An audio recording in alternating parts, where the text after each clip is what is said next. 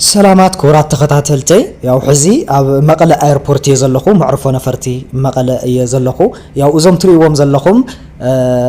زن دق انستيو دق خلاصي ممهرتي مقله يونيفرسيتي مساي تمهارو ين ازم ممهر دما ياو بطعمي نخورم نفوتوم ممهرنا ايوم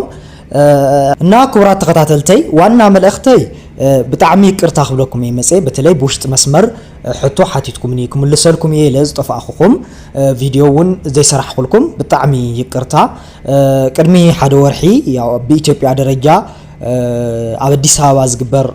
ናይ ምስለ ችሎት ውድድር ማለት ሚትኮርቲ ዝባሃል ንዘይ ተፈልጥዎ ከም ልክዕ ከም ናይ ሕግ በዓል ሞያ ኮይንካ ኣብ ቤት ፍርዲ ቀሪብካ እትገብሮ ክርክሪው እትእትዎ ናይ መልሲ ወይ ድማ ናይ ክሲ ጽሑፍውን ኣሎ ንሕና ድማ ከም መቀለ ዩኒቨርሲቲ ብጉጅለ ኮይና ዘእተናዮ ናይ መልሲ ጽሑፍ ኣብ ኢትዮጵያ ካብ ዘለው ዩኒቨርሲቲታት ካብ ዘእተው ናይ ክሲ ወይ ናይ መልሲ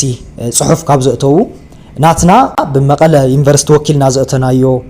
ናይ መልሲ ጽሑፍ በቀዳማይ ደረጃ ሒዝና ኣብ አዲስ አበባ ዝግበር ውድድር 6 ኪሎ ወይ 4 ኪሎ ኣብ ዘሎ ቤት ፍርድታት ኣብ ዝግበር ናይ ቃል ክርክር ሓሊፍና ንኻልኣይ ዙር ሓሊፍና ሕዚ ድማ ከም ትሪኢና ንአዲስ አበባ እዩ ጉዕዞና ዝኾን ዘሎ ንክልተ መዓልቲ ዝውዕል ውድድር ኣለና ኣብ አዲስ አበባ እና حزي ጉዕዘና አዲስ አበባ እዩ ከም ዝትሪና ሰናይ መንገድ በሉና ያው ኣብዙ ውድድር ድማ መቀለ ዩኒቨርሲቲ ንኸነጸዋዓ በኢትዮጵያ ደረጃ ንኸነጸዋዓ ሰናይ ትምኒትኩም ግለጹልና ክብራት ተከታተልተይ ድሕሪዛ ውድድር እዚኣ ተመሊሰ ቃል ከኣትወልኩም ክልተ ፈተናታት ኣለዋን ንሰን ወዲየ